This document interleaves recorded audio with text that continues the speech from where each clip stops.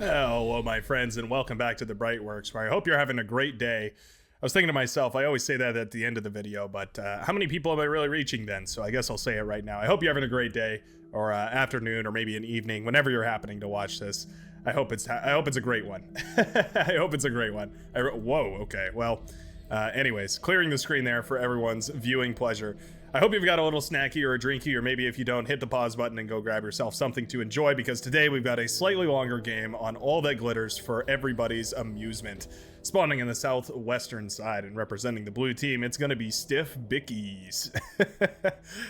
Stiff Bickies here, going to be spawning as an Armada player and going for vehicles. Very stock standard here, going for double metal extractor, double solar panel, vehicle bay, start.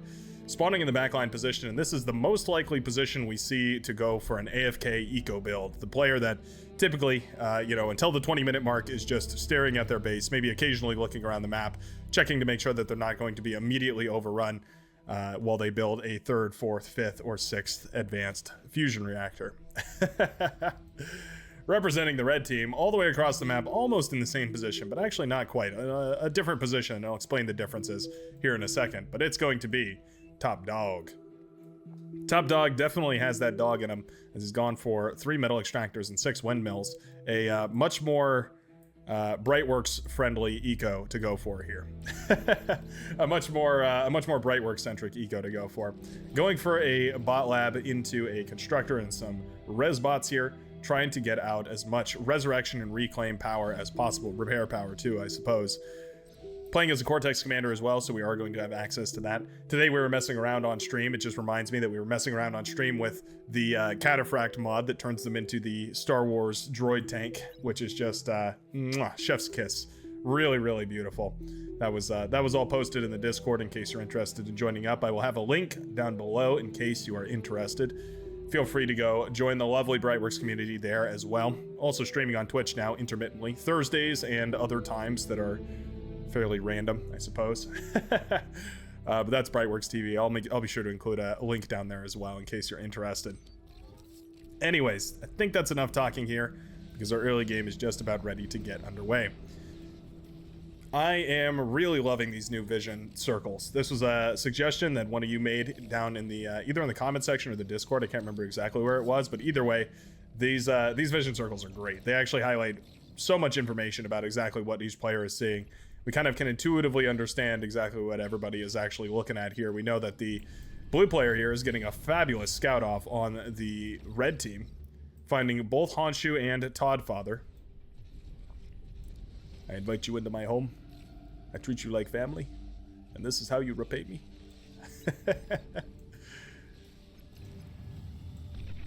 And that's quite nice. I was spiraling thinking about the Godfather. Anyways.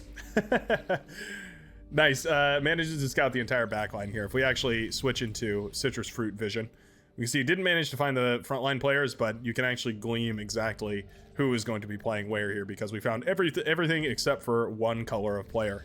Yeah, not going to be much of a mystery when we find the yellow player playing right here.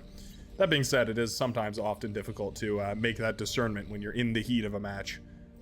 Looks like we do have a couple of units headed across the map, though. We do have a yellow rover making its way on over, trying to find a gap in the armor of the blue team here. There's also some grunts taking a little bit of a trade over here. Yeah, actually quite nice. Manages to jump on the constructor, kills one of them.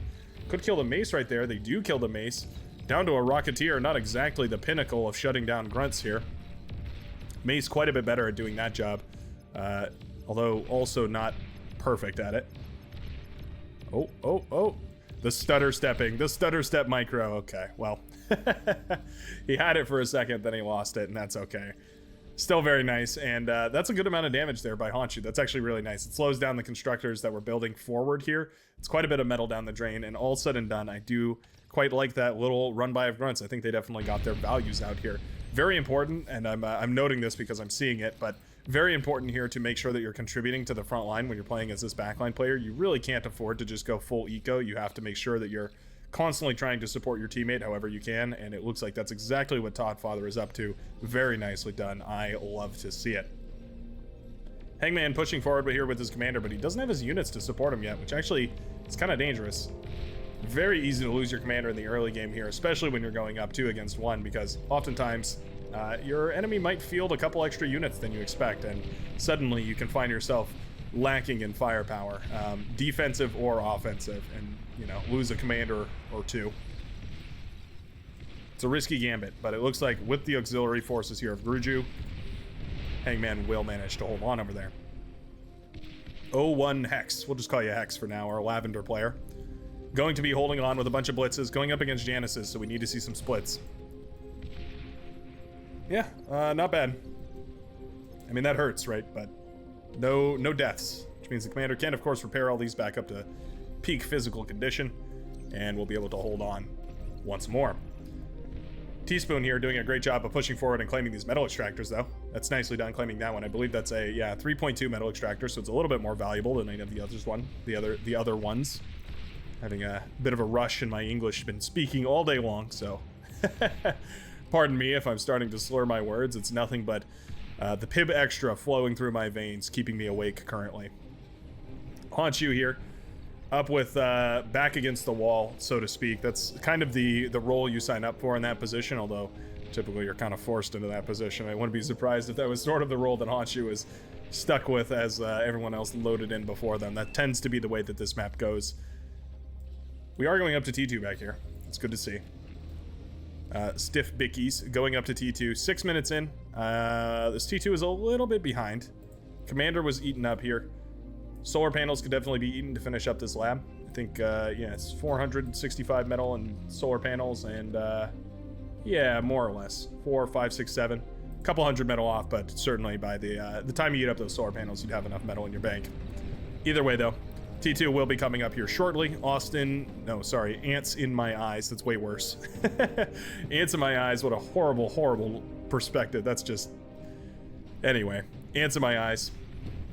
Going to be going up to T2. Hopefully propagating T2, getting T2 out to all the different homies and homiettes. Always important to make sure that if you have T2 up, especially quick, it's important that you allow your teammates to purchase from you, or at the very least, get them T2 eventually, because it's much more efficient to buy a T2 constructor than pay the 2,900 metal to go into a T2 lab just for the T2 constructor alone. That being said, oftentimes those T2 units can also make a huge difference. Shy Vizzy doing a great job of holding over here. Some lightning turrets are destroying this army. Looks like there's a bunch of blitzes that pushed through over here, or at the very least tried and found their end as they all melted away. Means that the Rocketeers and the Maces can be spared over here by the purple player, and that's going to be a lot of aggression suddenly applied to Teaspoon 53. Very nicely done over there. Action in the middle of the map as it looks like Jay Giuliani. We'll go with Jay Giuliani. Gonna be going up against Groju, however, retreating off the front lines with not but 4% remaining in the health pool bar of the commander there. Dangerously low. Very, very dangerously low. How to be so careful. That commander can easily go down right in between your massive ball of units, and that's all she wrote for the entire efficiency of your army. Doesn't matter how much army you have, if you lose it all in a commander death, you're gonna be pretty much entirely behind. It's virtually guaranteed. Those Janices made that tank no longer be. It's a magic trick that the Janus is well trained in. Making things disappear. Shell Shockers and Wolverines trading blows here back and forth, trying to each the other find the right engagement, the right angle, the right arc, and of course they just fire and they move and they fire and they move, and this process is doomed to repeat eternally. So it is said in the prophecies, having prophetic visions of artillery trucks firing onto each other. Sounds very Warhammer, right? Sounds very Adeptus Mechanicus, reciting their litanies of accuracy and prayers of ammo surplus.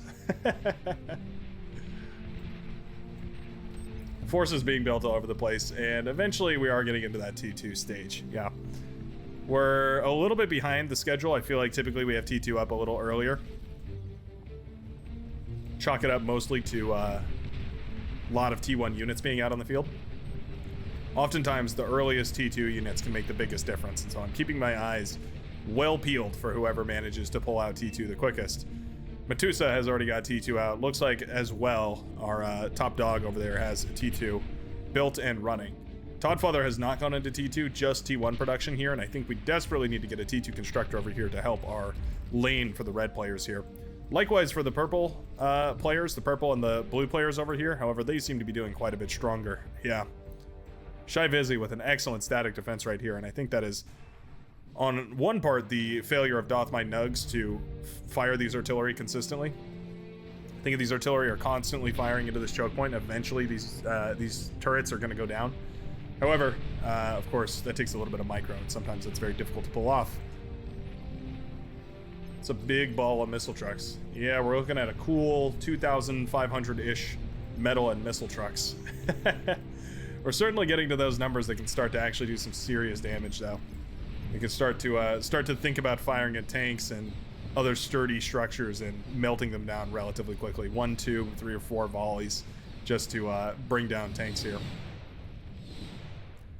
It's very, very dissuading to push into that many missile trucks because you really just, you take such an inefficient trade for so long as you try to catch up to them that eventually it feels like it's not even worth it to pursue them.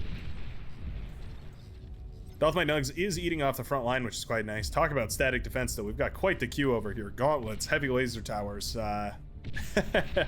pop-up lightning towers. We've got basically everything and some more under the sun queued up here for Dothmai Nugs. Is it just this one constructor? It sure is. That's, I mean, it's an ambitious queue. It's a wildly ambitious queue. I think units would probably be better, but who am I to say? Always excited to see new strategies, so have to take what you can get. Gauntlet was built over here, no doubt to harass this choke point, but also, sure, works just fine to shoot away at some of these units and scuffing them up before they get into a fight, maybe getting a couple of kills here and there. Not bad. Not bad whatsoever. Lightning turret having a tough time getting past this wall. Yeah, there we go. Eventually going to be able to fire on these artillery trucks. Artillery trucks firing on the gauntlet. It's a big web of artillery fire all over the place here. Nice little push by the combined forces of red and yellow. We do have red pushing forward with that T2, starting to whittle away at all those missile trucks, but there is so many of them. Mauser are now going to head out on the field too, and those can definitely outrange those long-ranged plasma bots here. However, there's a jammer included with those plasma bots, which is quite nice by our red player. Top Dog showing us some excellent Beyond All Reason right here. Paralyzer drones trying to work on some of these tanks, shutting down as many of them as possible. Oh, that was a really nice D-gun right there by Hat to Max. Okay, shurikens are going to make this a, they're going to mitigate this attack a little bit. Going to make this a bit of a metal sacrifice here. A metal donation, if you will. There we go. All of this will be jumped on by those blade wings, and that will be all she wrote here. Surely. There we go.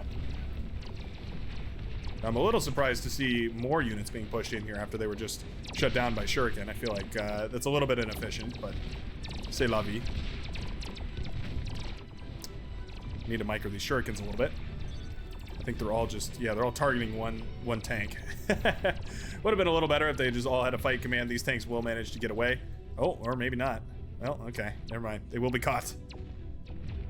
At least one of them will. Not bad. Managing to save the purple player for at least a little while. Mauser here did eventually win that fight. Looks like the red forces did pull back. We have the radar and the radar jammer bot accompanying those 2-3 Sheldon. Yeah, I mean, the Sheldon will dismantle all this eventually, but they're very slow when you have them in low numbers. Sheldon really start to pick up steam as you spiral them way out of control here. Let's take a look at the economies in the backline. I know there's fights going on, but let's just take a look back here. We do have Top Dog with the fusion reactor up already, going for an anti-nuke, very important. Has the T2 lab up still, but is thinking about going into an advanced fusion reactor. Hell, is actually already going into an advanced fusion reactor, and I guess that's going to mean that we are no longer ecoing here. Surprised that we didn't see a advanced energy converter come up first. We are leaking a lot of energy back to the team, but maybe that's not the end of the world. Maybe that's going to help everybody make sure that they have the energy that they need on the front lines. Starting up a fusion reactor over here for Metusa. We also have the T2 lab still up and running. Sheldon are eventually hitting the field. We have a couple of them out already. The line has been broken though, so the red team has to feel pretty comfortable. Now, I think these units should move in here. We need missile trucks included with this though. If we're not going to send in missile trucks, this is a dead army rolling. And definitely not what we want to deal with here. Well, yeah, 2 Fiends not going to cut it. 3 or 4 Fiends though could definitely do some serious damage, especially if they self-destruct. you can definitely do a lot of good work with a couple of fiends and some active micro. Commander did go down over here for Gruju. However, the line has not fallen. Mauser remained for the blue player, Stiff Bickies. I just love that name. That just sounds so, I don't know how it sounds. You tell me how it sounds down in the comments below. Shell Shocker is also included in here, but this is all fairly stock standard. Sumo are actually hitting the front line here. Interesting. Not bad. Definitely interesting. Sumo are extremely tanky, extremely powerful too. Their heavy laser is actually not to be dismissed. Certainly very powerful, but also very, very slow. And pushing through choke points like this oftentimes requires a huge burst of speed to break through, destroy the lines, and then continue applying pressure afterwards. So maybe we're going to go for Sumos and then a whole bunch of fiends to raid the lines and then start whittling them down with a slow, unwavering, unfaltering aggression, as is the Cortex way. Rover spam here to just bait out some shots, maybe cause a little friendly fire, and for the worth of those rovers, definitely getting their value out. Now that's some fiends right there. That's enough fiends certainly to push back all these tanks. Eventually going to fall off of that line, but enough to scare those tanks off. And now you can see there's a lot of metal here available for the reclaim. I think we definitely need to see some resbots eating up all this juicy metal. Purple player definitely has the ability to, at the very least, use these construction turrets to pick up some of this metal too. Could certainly stimulate the economy a little bit. That's nearly 1,000 metal right there, 2,000 metal in that pile. Yeah, definitely need to jump on top of that as quickly as possible here. T2 is out, of course, for Hadtamax. At this point, everybody should probably be on T2. T1 is just not really going to cut it in this war anymore. The technology is there. Interesting, we're going up to T2 walls over here, just going to try and barricade ourselves in. It's one way to forestall the push here, and especially if you're going to go for a whole lot of static defense back here. I'm not sure if Heavy Laser Towers is going to cut it. I think I'd like Bulwarks and Scorpions a little bit better, but still, whatever you can manage to muster is going to be better than nothing. Shurikens jump on top of this army of tanks. That's actually really nice. That's a really good catch right there. Yeah, that's a lot of dead tanks. And what that means to the blue team is a lot of free metal. At the very least, that's what it should mean to them. It's what it means every time I see tanks. Tanks plus shurikens, enemy shurikens, that is. Yeah, that's just a lot of free metal now laying on the field there. Cloaked, cloaked metal extractor right here. Oh, we're not gonna find it. Oh, we do find it. Lovely. Oh, don't find it enough though. Wow, okay. Well, you know what? Those things, I feel like they don't usually make very much of a showing, but certainly this is one example where they actually mattered quite a lot. Yeah, this is a lot of the economy for our Tan player actually continues to stay alive just because of the fact that it's cloaked here. Huh. Okay, nicely done, Doth My Nugs. Probably better at the very least until you get up to T2. Getting those T2 metal extractors is, I mean, it's just so much metal, it's probably not worth worrying about, you know, keeping cloaked or not. Plus, of course, you can go for those exploiters, the armed metal extractors. Big fighter trade right here, by the way. I guess the shurikens could no longer be tolerated, and so the air players collapsed on one another. Decided that it was time to trade out fighters, and it is going to be the light pink player for the red team here, Walnut Sack. Wow, a lot of fun names in this one. Going to be winning the trade here in the end, and the pink fighters will prevail.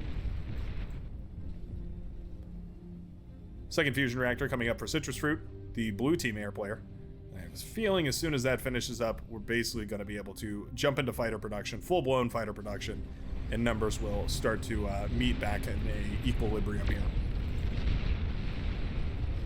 Fiends to break the lines, Sheldons to follow up. It's textbook Cortex. Sheldon blasting away at whatever they can. Very, very powerful stuff. They can fire away for miles and miles and miles, and then of course just back off as soon as they sense that they're in any kind of danger. It's not a very complicated mixture of units, not a very complicated composition, but it is a very, very effective one. Mauser now firing at the Sheldon whenever they can. Oh, they are dumb firing though. Ah, I see. I was wondering how they saw them over there because there were radar jammers included. Looks like those Mauser were just dumb firing and getting lucky, so to speak. It's a lot of blitzes. I really feel like we should try and do some damage with them. There are a couple of opportunity paths that are well open to the red team here. One right through here into the heart of the blue team. At the very least, the purple player of the blue team. That's right. Shy Vizzy is the heart of the blue team. Starlight is out too. Those are always very nice. They're the sniper equivalent, the sharpshooter equivalent in the vehicle bay. And boy, are they powerful. They fire fairly frequently. They hit like a truck, and they are, well, I wouldn't call them mobile per se, but they are movable. You know, it's a saying as old as time, but units are better than static defense because they're exactly the same, except they can move. That was a nice little rocket right there.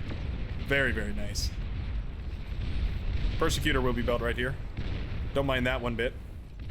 Yeah, using that Persecutor to just lay down a little bit more suppressing firepower. Definitely going to be well worth it. Should get a missile truck at the very least. Negotiators also going to have a hard time. These are cloaked though. These are stealthy rocket launchers. So what they can do is essentially they ignore radar detection. So you have to find them with line of sight. And of course that means that you can move them in close enough to launch their rockets and then move them out again. And I would love to see these being used to snipe that Persecutor over there. That'd be a really, really successful target for them. Marauder have hit the front lines all over the place. Now, I won't say that this is the most successful Marauder attack I've ever seen, but certainly doing a lot of damage, sowing disarray throughout the ranks here. Yeah, not bad. Teaspoon going for a bulwark over here, shrugging off the Marauder like it's nothing. Starlight's now also getting into the fight. Oh, and you can see just how powerful those are. Superbly powerful. Persecutor does go down. Starlight's in a little bit of trouble over on this right-hand side. But not for long. Every time they fire, they reduce that amount of trouble by quite a lot. Starlight does does explode as these units collide with it, meaning that they're going to be paralyzed for at least a good long while here. Yeah, that is a significant chunk of this army that was paralyzed. Actually, a bummer that we didn't capitalize on that. That really could have been a very, very nice pick right there. Lightning Tank's just too slow with the reaction there, and unfortunately, I think it's going to mean, oh, especially if they stand still, it's going to mean they don't really get the engagement that they could have. Could have been a whole lot of free metal right there, but unfortunately, didn't manage to react in time, so it's going to be quite a bit harder. Tactical nuke launcher has been built over on this side of the map. Looks like we're at, oh, looks like we just finished it, actually, for Honshu. I've been told to keep my eyes on that tactical nuclear launcher. Let's see what else we have over here, though. Some wonderful drawing, trying to coordinate forces here. I feel like the Starlights need only apply a little bit more pressure. We need some sort of scouting unit in front of these sharpshooters to make sure that we're wasting the shots of these snipers, and eventually the sharpshooters will kill the snipers. Sharpshooters do outrange the snipers by just a little bit. Range of 950 versus the sharpshooter's range of 900. It's nearly imperceptible, but it is significant because it does mean that the Starlight will, of course, kill the sharpshooter before the sharpshooter kills him. Oh, that was a nice tactical nuke right there. Very nicely done. Does take down all of those Starlights.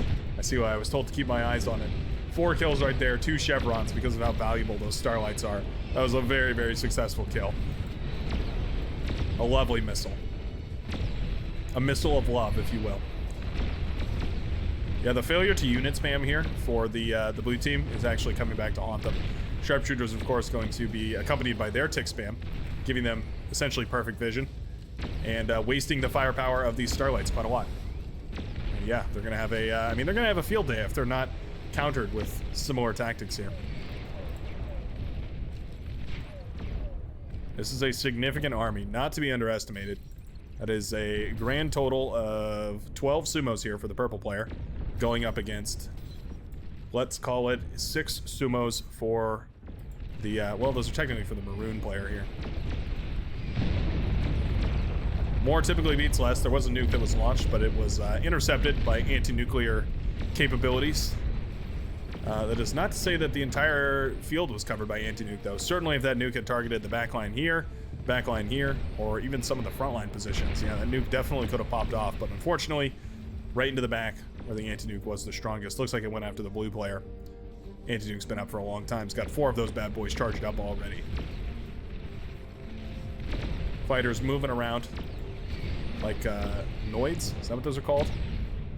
Big clusters of things, entities that look like a cluster of things. Trying to break the lines over here. Not the right engagement though. Yeah, sumos need to go in, then the maces, then the artillery here. Not quite ideal. Not the end of the world, but not quite ideal. It is going to mean that the Maroon player holds for at least a little bit longer over on this side. Also building a nice concave of Sheldon now. And pop-up Scorpion turrets are not bad either.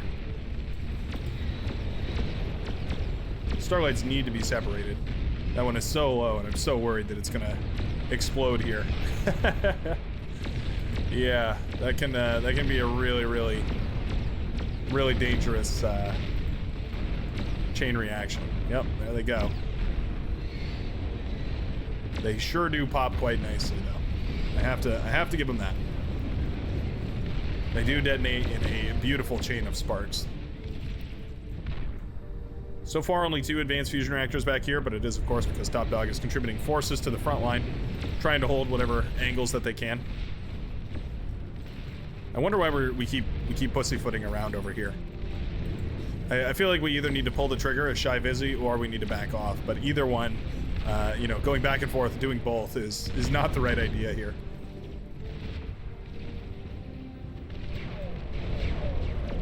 This is a really tough chokehold to be trying to fight inside of. Oh, these bulls are getting so much value because of all these units being clumped up like this. That is a really nice. Oh well, I'm liking it less and less as the bulls get surrounded.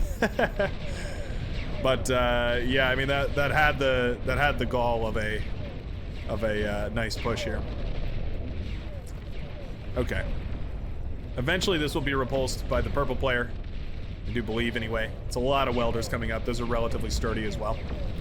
And of course, that chain lightning can be very powerful when dealing with big swarms of units like this. This is a bit of a cluster of a battle, but certainly cinematic, to say the very least.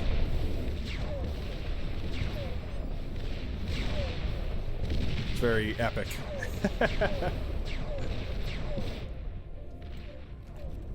Okay. That's a good hold for the purple player, and especially so if we're going to manage to reclaim all that metal. It's a lot of metal. Marauders make a nice little run by over here on the left-hand side. Bombers do get shot down. That's quite nice to take those out preemptively. The Marauders do manage to jump on top of a whole lot of stuff.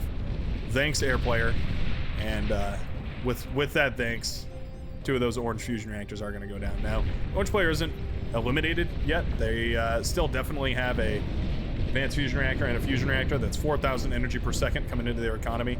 More than enough to rebuild here, but it might have been too much of a mental hit right there. More tactical nukes coming in. Yep, 2 tactical nuke launchers right here. 33 kills so far. Oh, well, that's a lot of bombers though. They are gonna fly over this anti-air. And not a lot of them though. Where are they targeted? Oh, that is a bold route. I think we need to be a little bit less. Well, you know what? Actually, I say that the fighters have already stripped the entire air screen here. Uh oh. These bombers gonna make it? They very well might. It looks like they will. Bombers headed in against the red player, and they do drop their payload. Way overkill.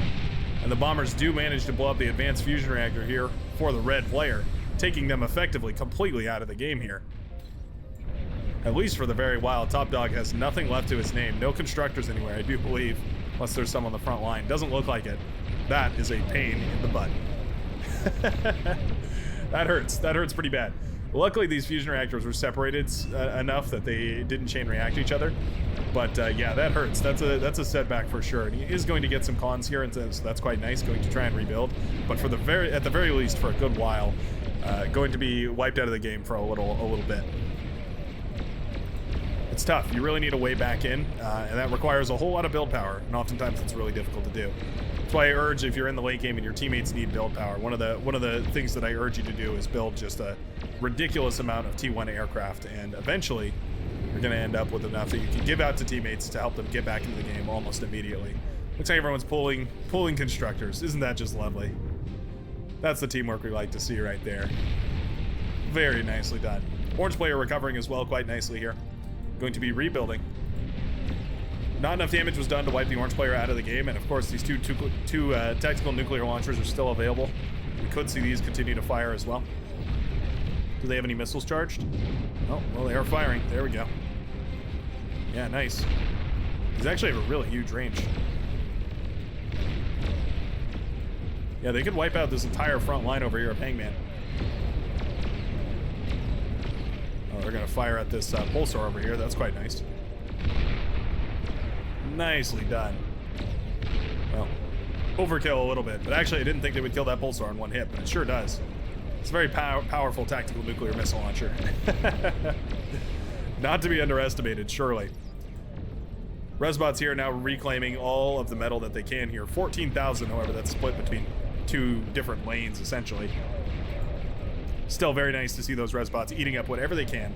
Very, very powerful. Going to be funneling tons and tons of metal back into the purple player's economy here, who is going into a couple of fusion reactors here to make sure that that economy continues to grow, continue to produce units as much as you're spending the metal on them. This is a very nice concave here for the maroon player. Doesn't have enough, though. Yeah, I think with those Scorpion batteries, it's probably enough. Well, these are all pop-up turrets, too. 23 pop-up turrets. Yeah, I think that's probably enough. Sharpshooters might be the right response here. Yeah, I'm thinking sharpshooters might be the right idea just because of how effective they are at shutting down all those really, really tanky ones. A lot of bombers coming in. T2 fighters trying their best. I mean, for what it's worth, they're shooting down a lot of them. Oh, Flat got a lot of them too. The bombers will be shot down, deciding to, I guess they were going after the blue player's economy. Not going to drop any of their payload. Scaring the ever-living hell out of all of the players as those bombers fly all over the place. That was definitely a cheek clencher for sure. Tactical missile launchers continuing to be useful. 65 kills so far between the two of them. Does the orange player have vision over here? Not really. I think if we got a good scout of what's going on over here, the orange player would be able to fire those nuclear missiles and wipe out basically this entire front line, and I think that's what I would love to see. It would open up so many more lanes of aggression here that are just not available to the red team. Over on the left-hand side, we do see a console eating up some of this wreckage here. That's quite nice. Could even use construction turrets here, I suppose. Yeah, chain react the construction turrets forward and just add those. Not the end of the world. Not bad. Are we looking at an end game scenario, though? Typically, you have to think in terms of, like, what can I do to close out a match like this? How about 4 million pawns, says Ants in my eyes, as the full-blown T1 pawn production starts up here. 1 million billion pawns later. How are these queued, by the way? Okay, they are split up a little bit, which is good. It's the ideal way to do that. Mammoth's here getting a lot of free hits over on these units. That's not great. I mean, it's great for the Mammoths, don't get me wrong. It's not so great for these poor sumos who are just taking it. That's unfortunate. I think Fat Boys wouldn't be a bad idea either.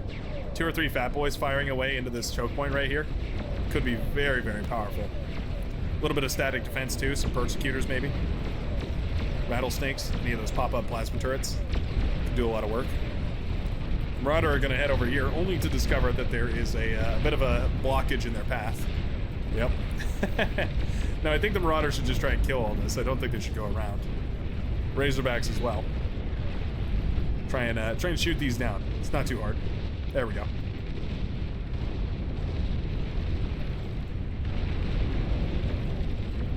Tactical nuke was launched.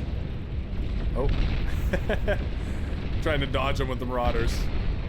Manages to dodge the nuclear missiles, but that's a tricky game right there. Don't want to stand still for all too long, otherwise things get real risky. Razorbacks will be bursted down here. Not exactly the ideal engagement for them. Razorbacks are very tough and they're very high DPS, but compared to some of the other T3 units, they're sort of squishy when you put them up against that many units of your own, or the enemies rather. T1 bombers are headed out. Now, there's a small group of T1 bombers that headed out on this side. Ooh, and they do get a nice little bombing run over here. Yeah, okay, actually very nicely done. Manages to take out the fusion reactors over here. What that means is that the blue player pulled his fighters. Oh, well, okay. I thought we were going to use it as a distraction so that these fighters would be able to move in somewhere else. What are we targeting here? I guess just some wind turbines. That was a lot of bombers to kill a couple of wind turbines. Probably not the ideal target there. Flak is very powerful. You need to make sure you spread out your bombers, otherwise that flak is just going to tear you to shreds. Anyways, our tactical missile launchers firing away. Why are we... Oh, okay. We're targeting the Pulsar. I was going to say, why are we targeting the same spot with both of them? But yeah, the Pulsar is probably a fair target for that. These things just keep firing forever. I almost wish you could set them to fire on their own. Might very well be worth it. It's a lot of anti-air trucks. It's probably about as many as you need, especially with how many bombers we've seen flying all over the place here. Heavy bombers. You try and drown this area in a sea of flame. I don't hate it. A lot of these units are very slow. Mammoths, Sumos. Sheldon's a little harder to hit, but you know, still not impossible.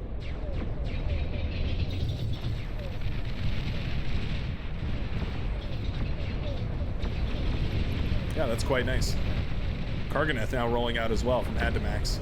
Did just go straight up to T2. T3. Karganeth are quite powerful in this little valley because, of course, they can ignore the terrain. Up, down, left, right, they do not care. Resbots here are really important, though. Well, these need to be on an area res command. If you hover over a corpse and give a res command, it'll do this, where it assigns them, you know, a target. Whereas if you just do a big circle like this without hovering over a corpse, it'll just be an area command. Typically clears these big fields. A little bit chuggy here. It's been happening recently. I'm not sure exactly why. Bulwark firing away. Bulwarks, rather, plural. Firing away. Rocket trucks were firing away at Teaspoon's commander, who was sitting right in the middle of all that. It's actually a little bit risky. You can almost imagine that a stray rocket or two hit Teaspoon, and all that goes up in smoke as that commander explodes. Could be very, very dangerous.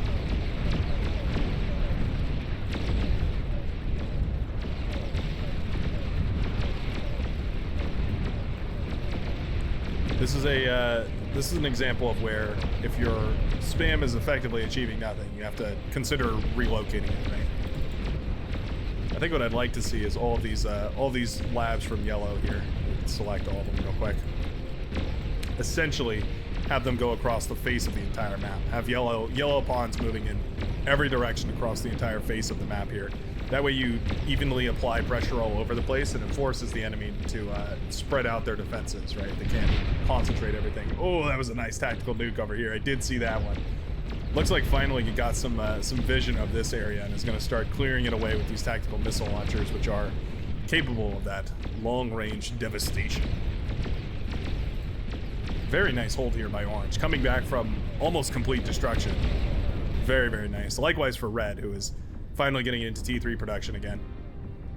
Actually, I don't know if he got into T3 production before now, but eventually going to get into T3 production regardless. Pulsar is going down all over the place. It was cool that these were built, but they're, I mean, they are static, and the lines tend to change.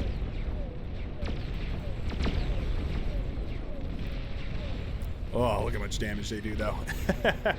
That was almost half the health of that mammoth, I do believe, if not more.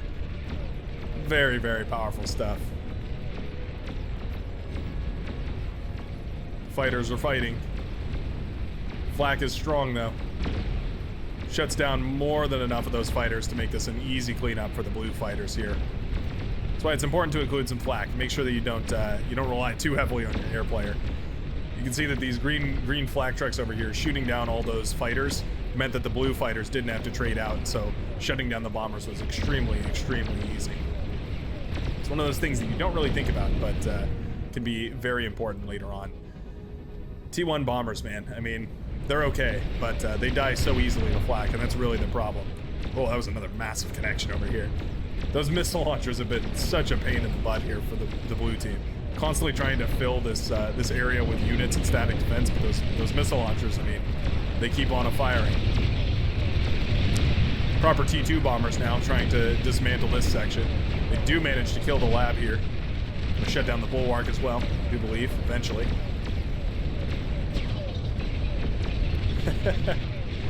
Flak trying its best and doing a decent job. Nicely done by the blue player though, recognizing that the red team was low on fighters because they had just sacrificed all of them, and realizing that it meant that they had an opportunity to push in and do a whole lot of damage. That's a nice little break right there. I think it's going to allow for a lot of push, and I think the Starlights are going to slowly start making their way forward. At the very least, I feel like that's what they should do. This wreckage field is still up for grabs over here. 30,000 metal. Oh my goodness. 30,000 metal available to whosoever is able to claim it. That's a lot. That's a lot of metal. Definitely a full-blown T3 economy's worth of metal here. I would love to see Ants in My Eyes continue to increase production. Looks like we are scaling economy here. Sorry, not increase production, increase economy. I mean both, I guess. It's the right answer. Making a bunch of res bots and sending them out there might not be the wrong idea either. So we have this tick spam right here. But at the end of the day, the ticks are all just going to the same place. So what's the point of spamming the ticks if we're just going to send them to the same place? I don't know. I have a real gripe with spamming units for no purpose. Feels like a waste of metal. Anti-air now, pushing into the choke point. Not exactly an assault unit, I would say. Karganath's pretty scary.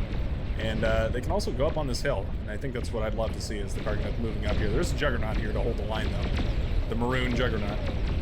I'd love to see a Behemoth moving forward. I think Behemoth could do a lot more damage over this choke. 146 kills between the two catalysts here. Wild. Yeah, those are both gold star heroes at this point. You can see it, right? You can see the scars of the nuclear explosions all over the place here. This is the area of the tactical nuke launcher. So you can see it's quite powerful. Yep, just whittling away units on the front lines. Getting whatever kills they can. It's the kind of efficiency that can bring you back into a game. And I don't particularly think the red team was on the back foot for all too long. I mean, there's a couple of really good hits right there to the economies, but they recovered quite nicely, and I think this is slowly becoming a even match once more. I say that while the economies are fairly imbalanced here, depending on reclaim, of course, but nearly, looks like about 2,000 for the red team compared to only about 1,300 for the blue team. Making much better use of the reclaim mechanic. Fairly neglectful of the reclaim mechanic over on the right-hand side here, and I think that is one of the reasons why Razorbacks are now marching into the back and shutting down all of the economy here for our light blue player. Our powder blue player, Atomax, will go up in a thermonuclear explosion of advanced fusion generation. A lot of bombers coming in as well over here. An infinite stream of T1 versus a somewhat infinite stream of T2. Oh my goodness, look how much better those T2 fighters are. Yeah, you really got to go into T2 fighters at this point. There's just no... You just can't be efficient enough. Even a fairly decent trade is still not good enough. With this side completely ravaged, though, it is a glaring weakness for the blue team. It's certainly also a huge hit in the metal department. As you can see, the economies are even further imbalanced at this point. The blue team has two options. They can either die slowly here, or they can try and get a little bit aggressive and try and push in and continue poking and prodding and trying to find a way to open up some of these lines here. One of the things that I see right off the bat would be breaking down these T3 walls. No reason to let these continue standing here. There is a Behemoth produced by the orange player here and getting ready to march out onto the field. Those T2 walls have actually been a huge help over here now that I think about it. Yeah, they really have been a saving grace over on that side for quite a while.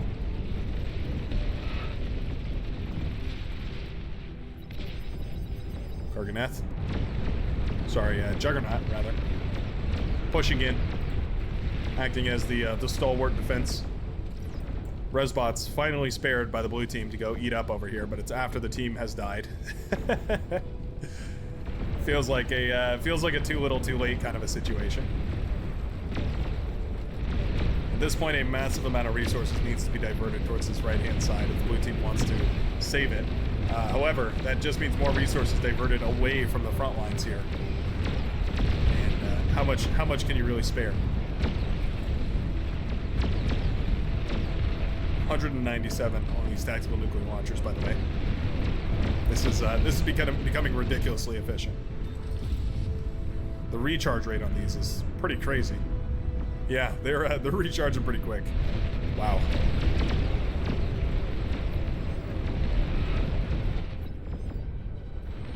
At the very least, we're resurrecting this advanced fusion reactor. That's quite nice.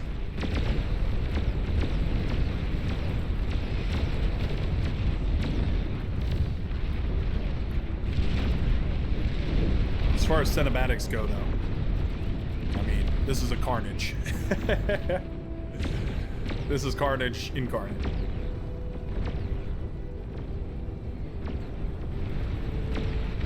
Full-blown T3 production. Razorbacks are now poking and prodding and weaseling their way into whatever backlines they can. Razorbacks over here, sat in a nice tight clump. Perfect for a Juggernaut to fire its shotgun blast into and ravage. Yep.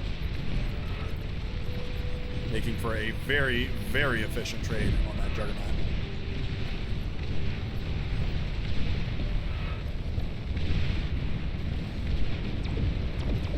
Anti-air Karganeth included as well. Manticore following behind, making sure that everybody's staying on track here. Gunships spared to go deal with this. It's an interesting approach. Not an altogether incorrect one, but there is anti-air included here, so fortunately for the red team, those gunships are not going to be able to shut down this Juggernaut. And I think this Juggernaut can certainly do a tremendous amount of damage over here. Yeah. All it needs to do is get close enough to this blue player to knock him out of the air. And as soon as that happens, also, somehow the energy converters over here popped. I didn't see what exactly that was caused by. Some sort of explosion. Oh, another explosion over here. Interesting. Something is chain reacting all these, and I didn't catch exactly what it was. Huh. Not sure exactly what just chain reacted all that. Oh, is there an LRPC? Is that what it is? Oh, it is. There are LRPCs firing away. Oh, I see. Oh, no. Okay, so LRPCs have been deflected off of this shield right here and are now bouncing into the backline. Yeah, okay, I see. LRPCs have bounced into the backline here and have now shut down a huge amount of the production for the blue team without even knowing it. Yeah, I doubt the yellow player who built those LRPCs even knows exactly how much damage they've caused. But those LRPC shots have ricocheted all the way back here, and now the blue team is well without a large portion of their production over here. Juggernaut will be degunned by Hex. Very nicely done. That's, I mean, as far as solutions go, that's basically the best one. Does leave you without the Juggernaut corpse, but you'd probably rather have no Juggernaut corpse than have a Juggernaut corpse in your base. Behemoth here. They don't really care about walls. They don't really see things in terms of walled and unwalled places. They see things more in terms of enemies and friendlies. Nope. Behemoth will shut down that Thor. The mighty Thor brought low by the even mightier Behemoth. Talk about a powerhouse. Build power has now been reestablished. But yeah, I'm sure there was quite a lot of confusion over here, trying to figure out what on earth happened. Yeah, Citrus Fruit now has lost all of the, what do you call it? All of the advanced energy converters, and so is now down to just 37 metal per second from energy conversion. It's very tricky. You lose all that, and then suddenly you have to build it all back up again, and that can be a big, big pain. Behemoths have decided it's time to march, and I don't blame them. I think they're exactly right. Behemoths can shrug off basically any hit See pulsars, sharpshooters, basically everyone and their mother is firing at this thing to shave off just a couple of percent from the most durable of attacks, the most heavy-hitting of attacks. The biggest danger to these behemoths is actually their friendly behemoths. Oh, that was such a beautiful little line right there. Cleaving through these, like, I mean, just like a knife through liquid butter. Talk about a satisfying unit.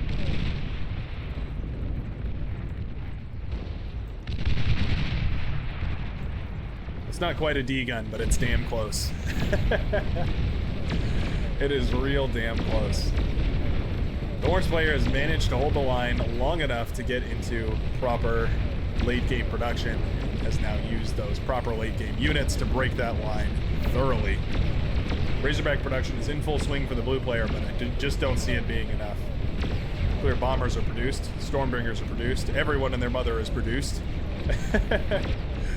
Where are we sending these bombers? Flying over 1, 2, 3 vulnerable targets here.